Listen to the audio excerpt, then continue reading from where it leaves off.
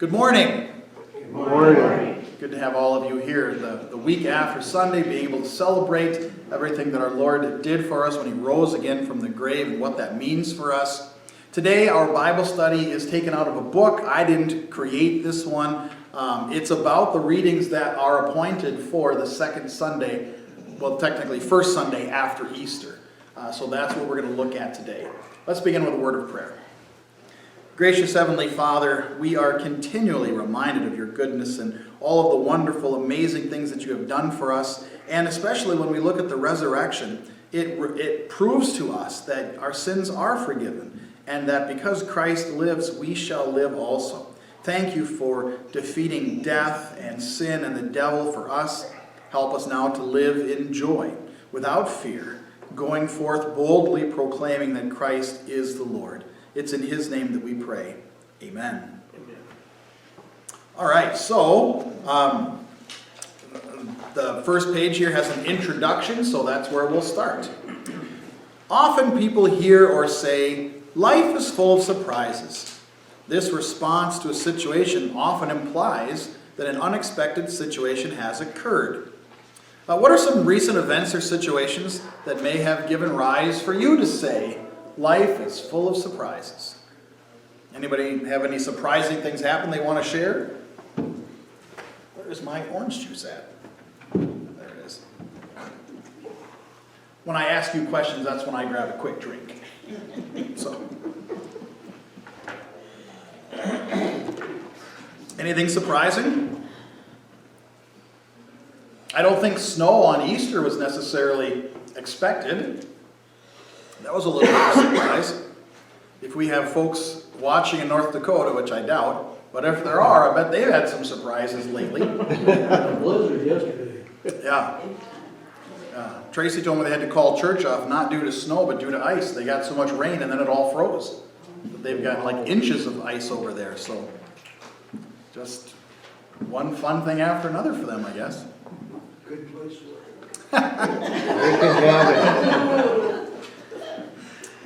Anyone want to share something surprising that happened lately? If not, we'll move on. All right. In a sense, our Lord is full of surprises for us. Instead of being confined to a tomb after dying on a cross, He rose on the third day, to the surprise of the disciples. Instead of receiving the condemnation that we deserve for our sin, He graciously gives us a great undeserved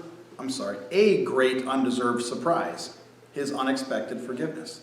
Instead of hating us because of our sinful self-centeredness, in baptism, God chooses to love us as His very own children. How is God continuing to surprise you in your life?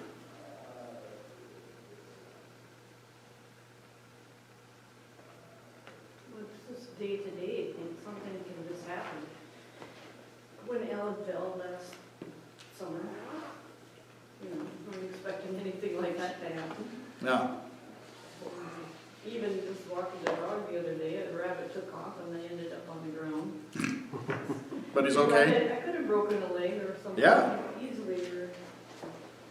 And then my life would have been drastically changed for.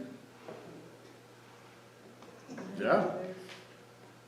When someone you respect all of a sudden shows that they aren't worthy of your respect or something. What really popped in my mind first when you were asking for recent events, I didn't mention it because it wasn't recent, but we were doing the church supper, fall supper, and the lady who really organized it and got us going on having one was the day before, 2 days before, she'd been here helping me supervise. Sure. She was supposed to show up that morning and she didn't, and she'd had a massive stroke. And Right. did that change things in a hurry? Yeah. She's the one that knew what was going on, had everything organized, and she wasn't there. Yeah. Yeah, sudden tragedies like that certainly can surprise us and knock us for a loop a little bit. One of the things that may be surprising to people is when tragedy strikes, how often God comes rushing in with peace and with comfort and enables them to have some of that burden lifted off of them. pleasant surprise. People don't always remember that God is with them in the dark times and helping them. So sometimes it can be a surprise for people to grieve with joy, knowing what God has done. All right, well, let's move on to the Bible study itself. Look at the following summaries of the scripture lessons for the second Sunday of Easter. Acts 5, the summary of that text is the cost of discipleship was great. The religious leaders were jealous and vindictive, placing the disciples in jail because of their witness to the living Lord Jesus Christ. But no bars could hold back their message or thwart their mission. God provided a means of escape, and Peter declared, "We must obey God rather than men." What's interesting about that, and I mentioned it in a sermon, was they'd already been arrested, they'd already been beaten and threatened, and they still kept coming back for more. Because that's what Christ commanded them to do. Remember, that was the mission. Go and tell the world, what they have seen and witnessed. Go basically make disciples of all nations. Now, did it cost the disciples? Yeah. How many of them lived to a natural death? One. You know? One. The rest of them at some point in their lives were martyred for their faith. Who's the one that lived to old age? John. And I mention that because, of course, the New Testament reading for today was written by John. In his old age, God enabled him to see this vision. And so now we read the summary of what John wrote in today's New Testament reading. John writes a letter. He greets the 7 churches in Asia Minor and confesses Jesus as the Lord of the church. Now, more than that, he also gives the churches of all times and places a vision of the resurrected Christ. Not resurrected in the sense that he was walking around on the earth, showing people his hands and feet and eating fish with them, but the resurrected Christ in all of his glory in heaven, clothed with majesty and honor and power. The side of Christ that very few people ever got to see, other than the disciples on the Mount of Transfiguration. So now John gets to write about what he sees and makes it clear that Jesus is not just some guy that God raised up from the dead. He is God, risen from the dead, and now he reigns in all of his glory and majesty. So that's what John revealed to us in chapter 1 of Revelation and what he wrote to the 7 churches. And then finally, John also is the author of the 4th gospel. And in today's gospel reading, the summary of what he wrote is, Jesus surprises his disciples by his resurrection appearances. The first surprise occurs on Easter evening when Thomas is absent. By the way, and a lot of times, it seems like every year, and maybe it is every year, the story of doubting Thomas is always the gospel reading for the second Sunday of Easter. And Thomas gets a bad rap. Oh, what a bad doubting Thomas. They all doubted. It's just he doubted longer. But earlier in the Gospels, we see that he was the one who said, let us go and die with Christ if that's what it takes. Boldness. And where was he when they were all hiding behind the doors? I don't know. We don't know. But he wasn't hiding behind the doors. That's the point. Maybe he was the only one who had the courage to come out.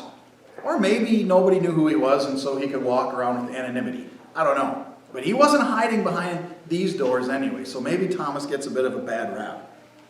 Anyway, Jesus gives his disciples a greeting of peace, a commission, and the Spirit.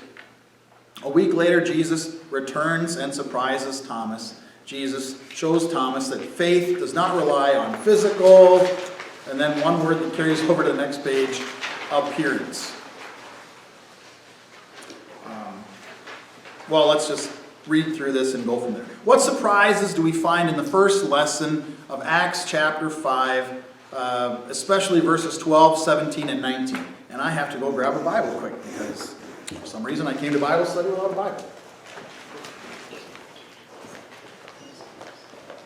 What surprises do you see there?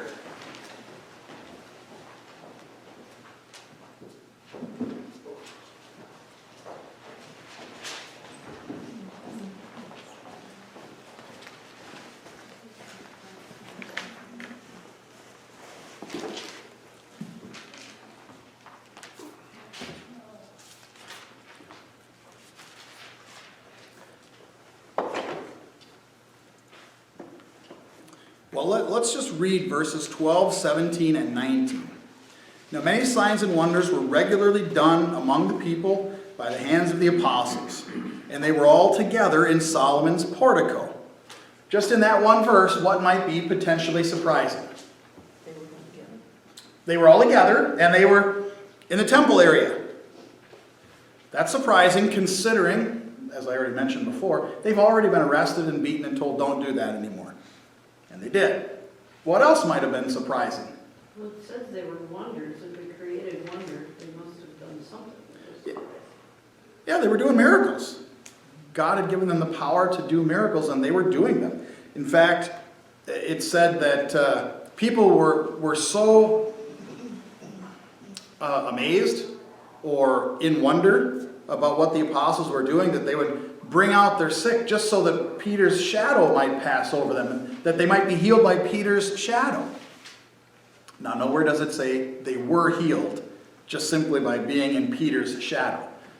But that's what was recorded in the scriptures. That's obviously what people were thinking, was that Peter had such power that even his shadow could bring healing. Nowhere does it say that it did, just that they thought it would. So they're clearly surprised by the power that the apostles are demonstrating with the signs and wonders that they were doing. Okay, verse 17. Somebody else please read verse 17. But the high priest rose up, and all who were with him, that is, the party of the Sadducees, and filled with jealousy. Did I continue? Nope, that's it, No? right there. Okay. Hazel might know this, because I know she's well read in these kinds of things. Not to disparage anybody else. What might be surprising about that?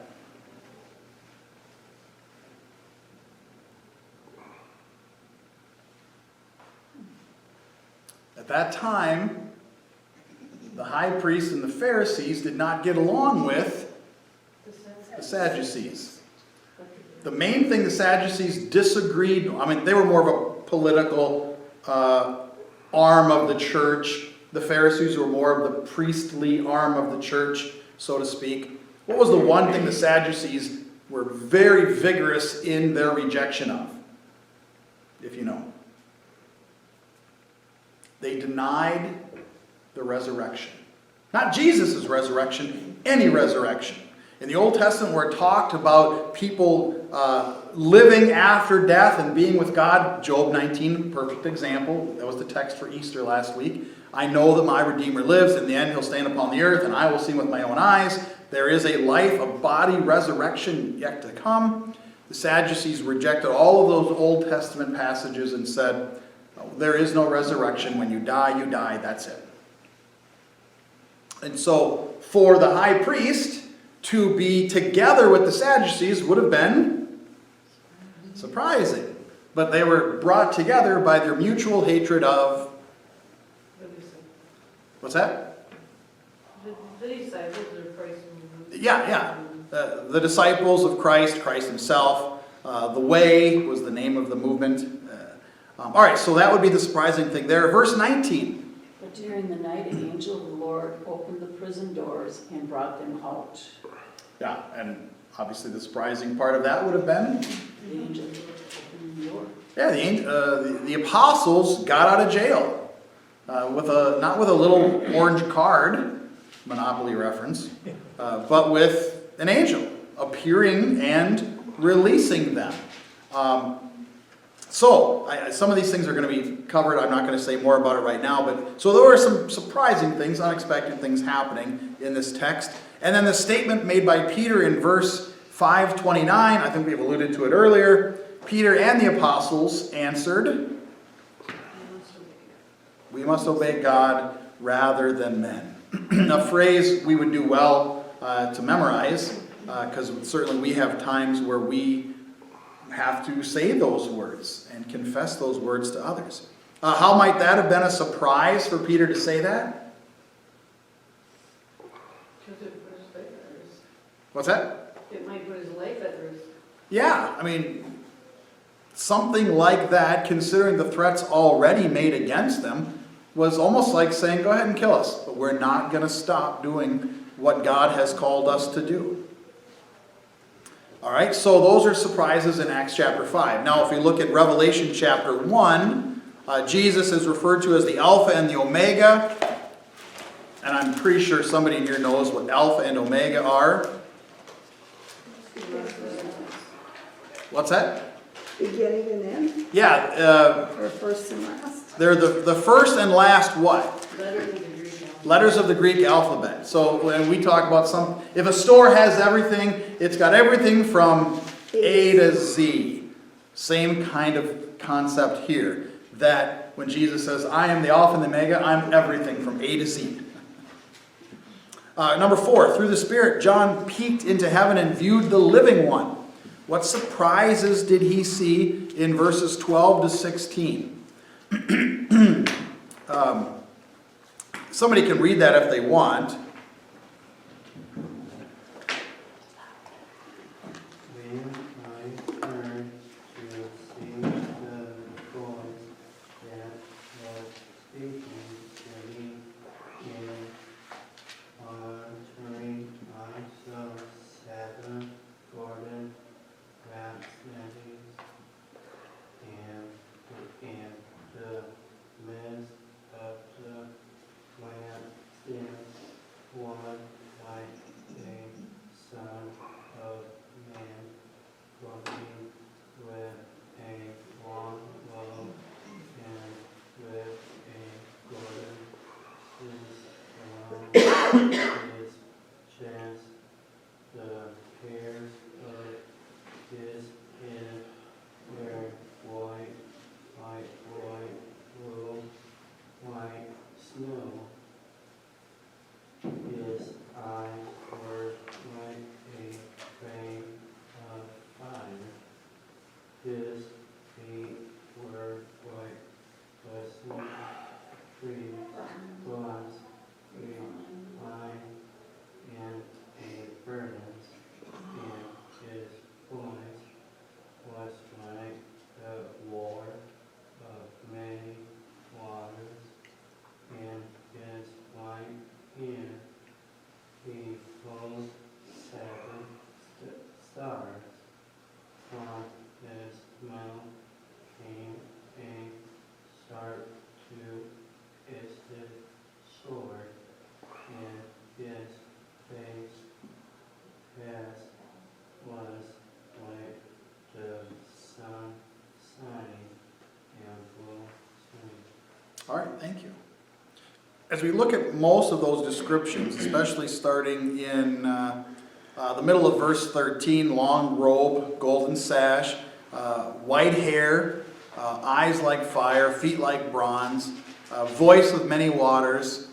Verse 16, his face shined like the sun. Those are all descriptions for God.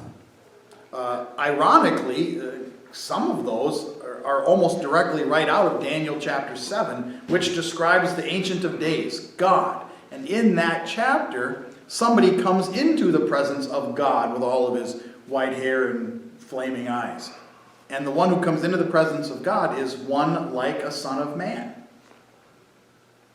Which, we know that's Jesus. Jesus, the second person of the Trinity, coming into the presence, somehow in a way we can't understand, into the presence of God the Father, the first person of the Trinity, and that although there is one God, yet there are separate persons within the Godhead, and here we see those two interacting with one another, and that's what John sees as well. He sees that he doesn't see the separate, by the way, he doesn't see them as separate persons as Daniel did. He sees them as one. So the one who is like a son of man is God. Not God the Father, but he is God. So what John sees, which may have been surprising, was that the man whom they knew during his earthly life as Jesus was also, at the same time, God. I was actually talking with Kevin outside before class and talking about things that happen in the church, and the eastern half of the church, kind of in the area where John was writing to. Western would be like Rome and those type areas, Greece a little bit, and then you've got the east of that. In the East, they really struggled with false teaching because they tried to make sense out of things that you just can't make sense out of. How can Jesus be both God and man? We can't wrap our brains around that. Neither can we fully understand the doctrine of the Trinity. Any attempt to explain it is almost always going to lead to some type of heresy.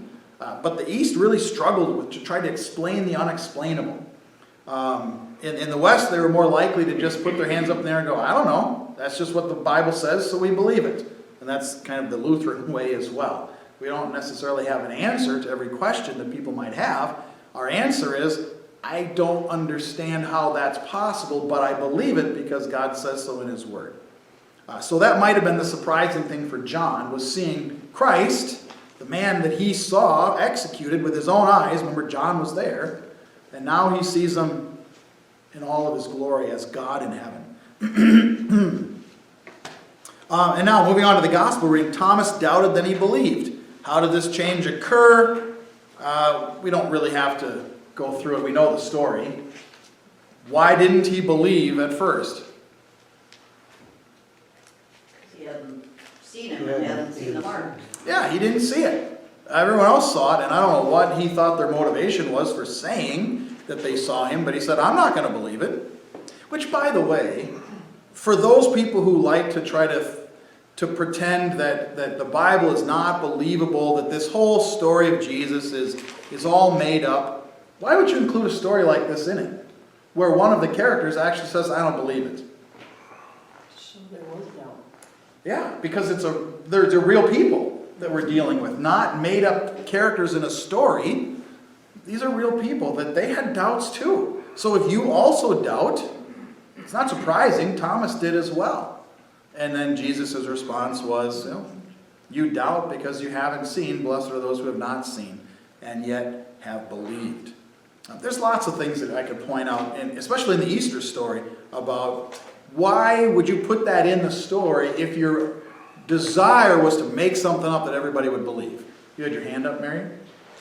Gary had a question about this last week. He was just pondering, do you think Jesus still has the marks, Yes. For a variety of reasons, not the least of which is when Jesus is seen in heaven in John's vision of Revelation, he's still the Lamb who was slain, and he still bears the marks of the crucifixion. Because those marks for him are glory. They're not something that has to be erased or taken away, but rather these are the proofs of him and everything that he did. So these are like, battle scars isn't maybe the best way of looking at it, but for him this is nothing to be ashamed of or nothing that has to be taken away, because this is the proof that he is our Savior and always will be. So he will always, at least this is the belief, that he will always bear the marks even when we see him in heaven. But we expect to arise in a perfect body. We do, yes. But none of us were crucified for the sins of the world, so whatever differences we might have or infirmities, there's no reason to continue to have them. So you might say, actually, his marks make him more perfect. Yes. Yeah, actually, that's a good word, perfect. Because in the Greek use of the word perfect, which is, that's the text that we have to work with, what does the word perfect mean? This came up in one of the sermons I preached recently. See if you were paying attention. What does the word perfect mean? Without blemish. Nope. That's what we think, but in the Greek, the word perfect actually means complete. It's accomplished. So when Jesus said, it is finished, he was more or less saying, it's the same word, by the way. Maybe it was in the thing I wrote for the newsletter. It had to do with teleo. I read it. Was it the newsletter? Teleo? The Greek word teleo? It has to do with it is finished, but it also means it is perfect. Right. Same root word in Greek. Maybe it wasn't in a It sermon. was a sermon. It was when we played bells and we had to start over because we weren't perfect. I remember that. Oh, okay. That's probably what it was. Okay. Well, I thought I had preached on it recently, I but suppose his marks are also like a badge of honor for him to show us yeah. that he earned all of that for When we get to us. heaven and he shows us, it'll be just like for ourselves, seeing it like, wow. Yeah. But it won't be fear or shame or anything. It'll be joy.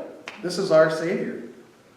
Yeah. So yeah, actually Hazel said it very well, that these are marks of his perfection because they're marks of he completed his Father's work for us. Yeah, good.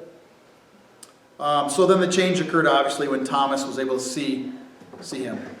You know, I started to say something and then I called on Mary because I thought maybe that was the other thing I was going to say was the parts of the story that, why would you put that in there? Who were the first eyewitnesses of the resurrection?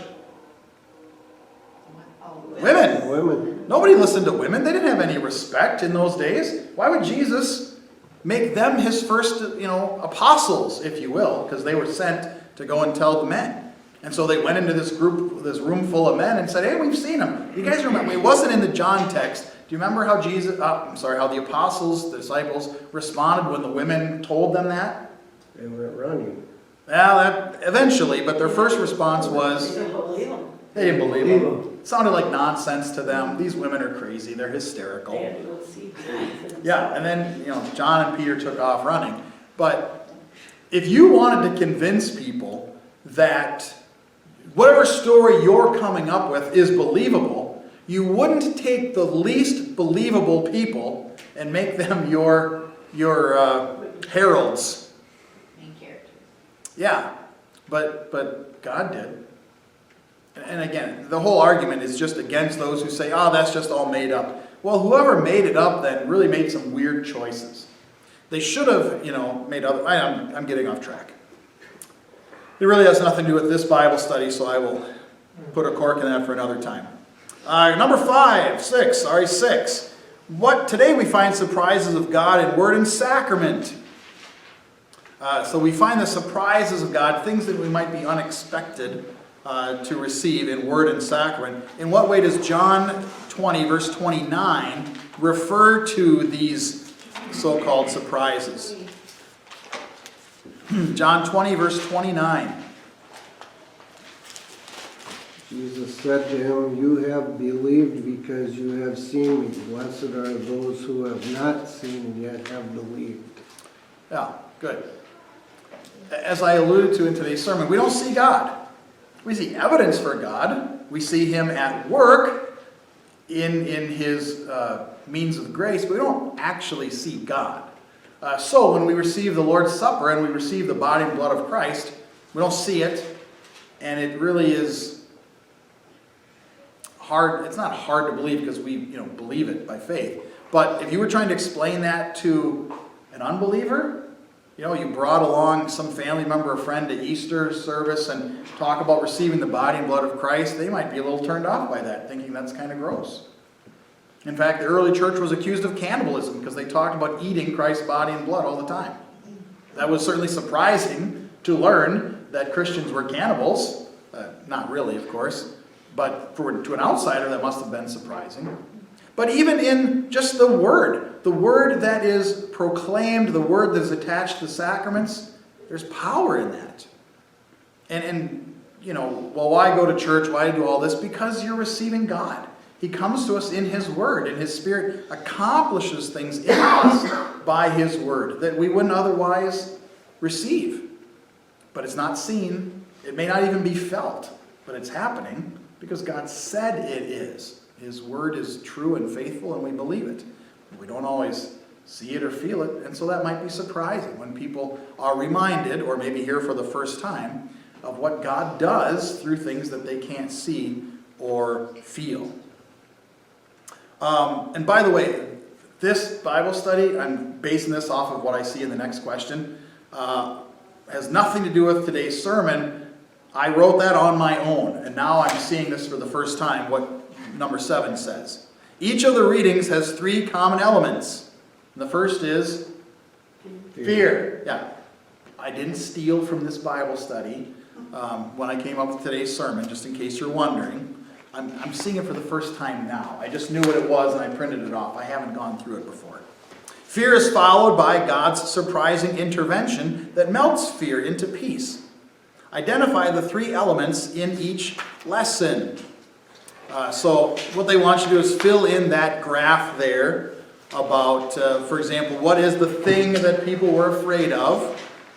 And then the surprising intervention. In other words, the part where God steps in and says, fear not. So if you were in early church, you might be able to do this off the top of your head. If you weren't, you might have to look it up. And if we weren't recording this, I would say let's break into small groups and talk about it. But that would be really boring for people watching online, who then would have to stare at a wall for the next 5 minutes of silence.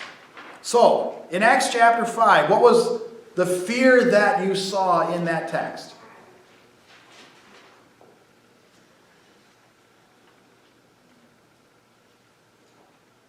They're locked behind closed doors. In Acts chapter 5. You're right, you're in the John text. In Acts chapter 5, when the apostles were standing in the square, proclaiming Christ, what was the fear that was mentioned in that text? And if you haven't been in church yet, maybe that hasn't come up yet. Well, if you read chapter, verse 13, it says, none of the rest dare to join them. Right. So one of the fears was the fear that the people had of publicly being known as disciples of Jesus. They were not prepared to endure what the disciples were enduring. They didn't want, they loved the disciples. They brought their sick to them. But to say, are you a Christian? No. They were afraid to be identified as followers of Jesus. Nobody could be blamed for bringing sick people to somebody who can heal them. Nobody was going to punish them for that.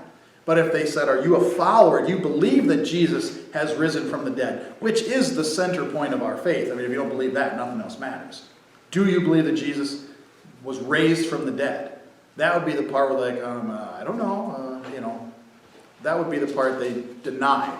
So they were afraid. What other fear was in there? There was one other one. And I almost left it out of the sermon today, but I thought, you know what, it's worth mentioning. Who else was afraid in that Acts chapter 5 passage?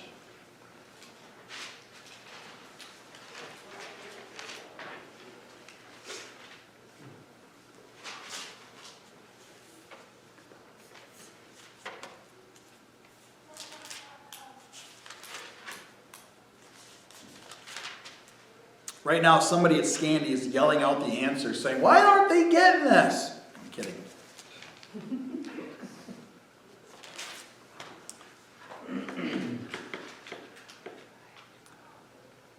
Verse 20. Yeah, verse 26. Being afraid of being stoned by the people. Yeah, they were supposed to go bring the disciples in to face charges again, so to speak, or at least be questioned about why they're doing what they're doing. But the ones who went to get the disciples did not bring them in by force, because they were afraid that the people would have risen up and said, leave them alone, and beat them up. Again, that's not the same thing as saying we believe what they believe, but it's like we like these people, stop picking on them. So verse 26, the guards were afraid of the people. And elsewhere, the leaders were afraid of the people too, of doing certain things that might get the people to rise up against them. So they were afraid, although there's no intervention of Jesus with them. What was the potential intervention that took place? I'm not sure if this is what the Bible study is getting at, but that took place for the disciples to help alleviate their fears. An actual thing that took place, not just something they could remember and lean on, but an actual event that took place in that text that may have given them the courage to keep doing what God called them to do. They were let out of prison. Yeah, an angel. I don't know how many times the apostles had encounters with angels, so it was probably a pretty unique thing for them to have an angel go, all right, here you go. But now that you're out, it's not to go hide again back in the room. Of course, they weren't hiding anymore. That was in the John text. But it's not so you can go hide out. It's to keep doing what you've been called to do. In Revelation, what was John's fear when he saw God?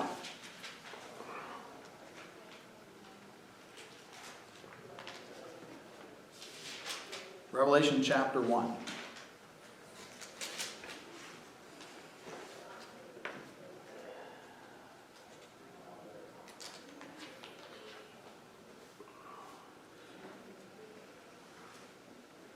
Probably just seeing God. Yeah. He turned around, he's in the presence of God. Oh, boom, that's a good time to hit the floor. In holy terror.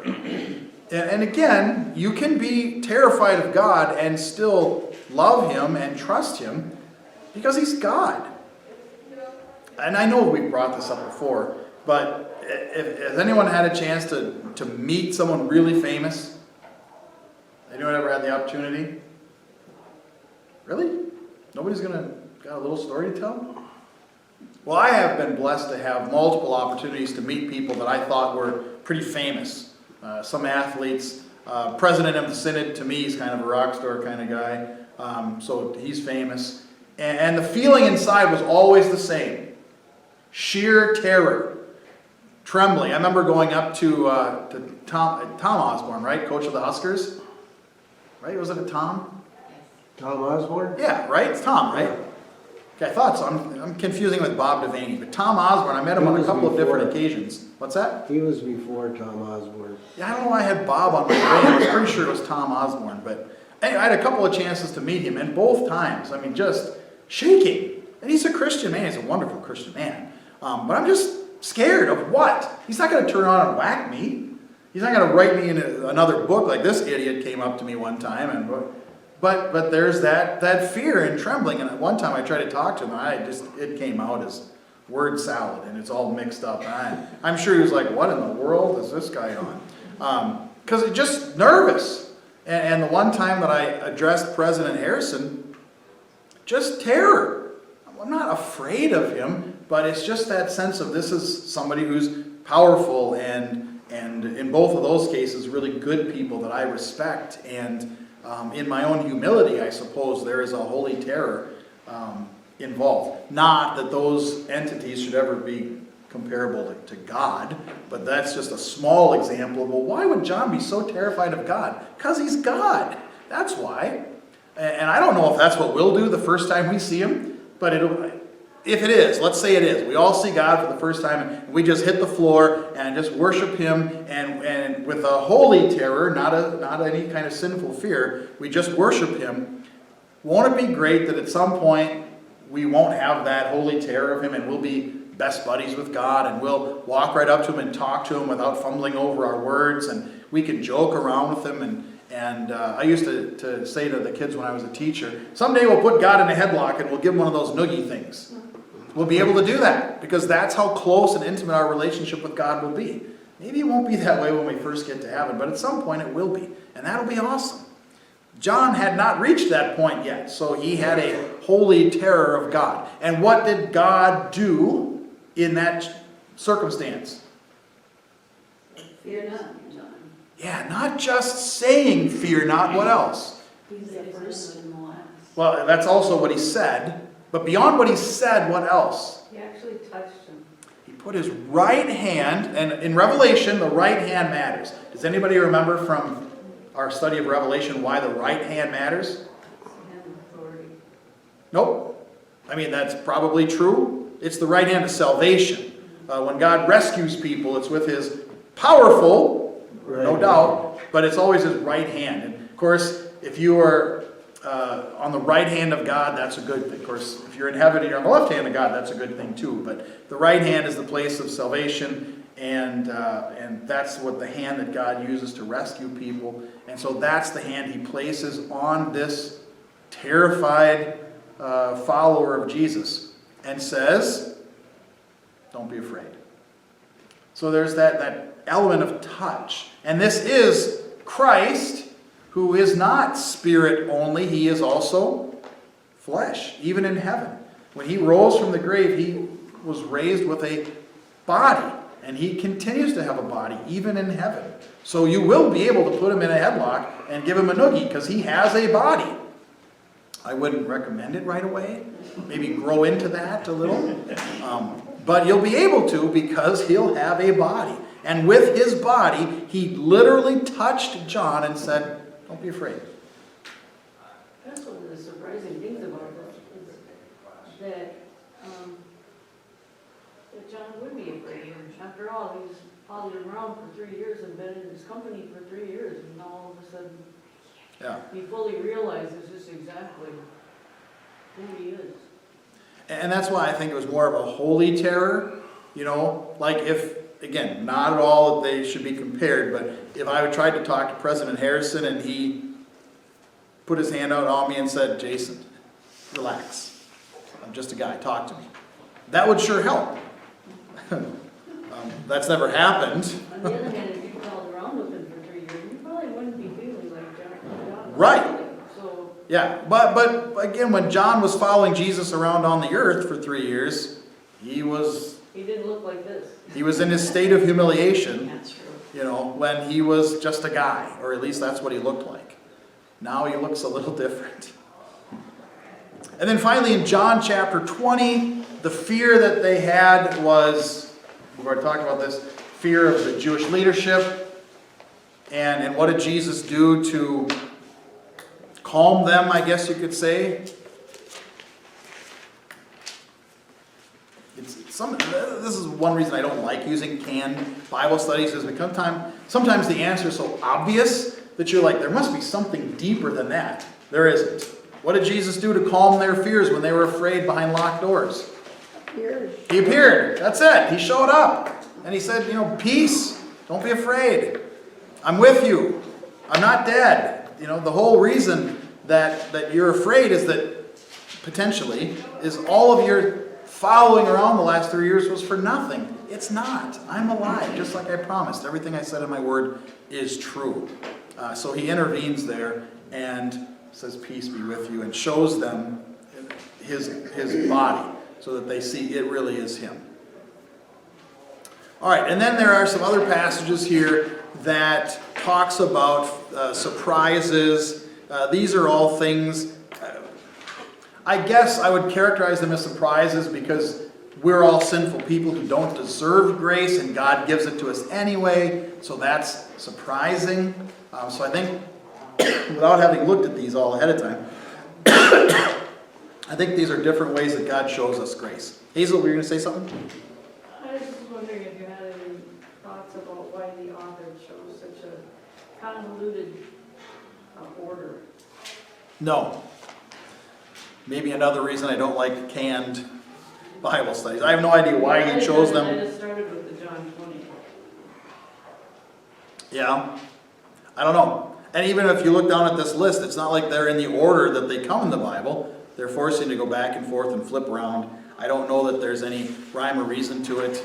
But that's homework, because I just glanced at my watch, and the last time I looked it was 10 to 10. And I thought, oh, how much time we have left? Oh, it's time for us to start to wrap things up. We're already at the time that we need to be going. I don't know what it's like for you. These go fast for me. I must love the sound of my own voice or something. For you, you're probably constantly checking your watches. But anyway, so the rest is just going to have to be homework. So you can set that aside. Just a couple things from the Acts chapter 5 text that I didn't get a chance to talk about in the sermon.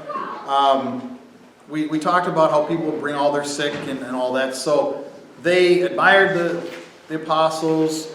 They believed in Jesus, but they didn't want to join. But they would bring their sick people out. When they were arrested, the people who arrested them were filled with jealousy, it says. To me, I guess that's a little surprising as well. Because if Jesus is not the Messiah, which was their claim, the reason for arresting people who were saying it would be righteousness. They're trying to stamp out heresy. That was not their motivation, as you see. They were just jealous. It's like the text is acknowledging they weren't even trying to pretend that Jesus wasn't risen from the dead. They were just jealous of the following that he had. And then the last thing that I kind of left out on purpose, because this is the time of year, now that it's Easter, I'm trying to lay off the law so much, because man, it was heavy for 6 weeks, and Good Friday was really heavy. I want Easter to be more of a time of encouragement. Still, we preach sin because Christ is the Savior from sin. But I left this part out because it's law. Why were they set free from jail? the angel told him, "Now go and stand in the temple and speak to the people all the words of this life." In other words, you've been set free for purpose, to carry out the Great Commission. Now go do it. You're not just set free like, "Oh, yay, I'm free. Let's go run in the fields and dance and sing." No, you're set free to work. Now get back to work. I didn't want to put that in a sermon. Like, hey, now that you're all set free and you've been given all these gifts, now get to work, proclaiming Christ crucified. I just thought that was a little too much law that I didn't want to preach. But I think it's noteworthy for us as Christians that Jesus rose from the dead, and he breathed on him, said, "Whoever sins you forgive are forgiven, whoever sins you don't, they're withheld." Office of the keys. In other words, that's the work of the church. Proclaim law or proclaim gospel and apply it as necessary or appropriate. So in other words, work. He gave them work to do. And then we know that for 50 days he appeared and made sure everybody knew he was alive. And then when he ascended back to heaven, what did he do? He gave them the Great Commission, the Great Commandment. Go and make disciples of all nations. And here we see another example of they're set free, but it's so that they can continue carrying out the work Christ has called them to do. So that was just something I wanted to bring to your attention that is noteworthy, that even as Christians, God has done all of these wonderful things for us and we've been set free as Christians. Now what do we do with all of that freedom? We use it as motivation and encouragement to carry out the work God has called us to do in whatever vocations he's called us to. Not everyone's called to be a pastor or a missionary, but he has called all of us in our own spheres of influence to serve him. And so we do those things as a result of the fact that Christ is risen. He is risen indeed. Hallelujah. All right, God's blessings on your week. Whatever you have voted on is what will start next week. That'll be, we were talking about surprises, right? It'll be a surprise to all of us next week. Whatever we cover. All right, God bless.